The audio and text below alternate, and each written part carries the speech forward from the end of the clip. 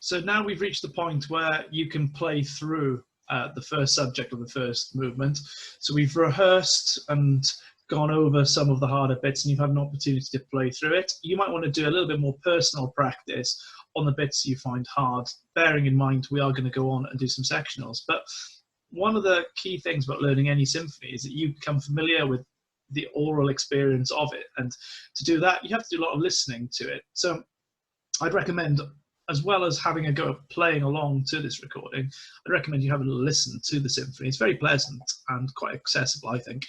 Yeah, I hope you get to enjoy it and learn to love it. The recording that I found on YouTube, which I particularly like, is this one here with Mravinsky conducting. I will put a link to that, but you just put Tchaikovsky Symphony No. 5 and his name of the conductor into YouTube, and that should bring up that hit. The reason I like that particular recording was it was the one where I felt that the tempos in particular were fairly similar, and the approach was fairly similar for the first movement. I haven't listened to it all, but it seems like quite a good recording.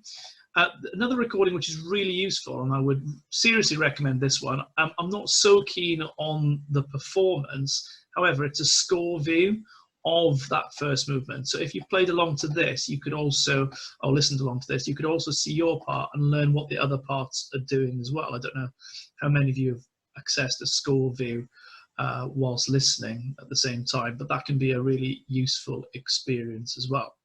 So if you get your instrument ready, we're going to go all the way back to bar 38, the Allegro, and I'm going to share my recording of this with you, and you should now just play along and see where you're at, and hopefully you've made some progress today. Well done, and see you next week.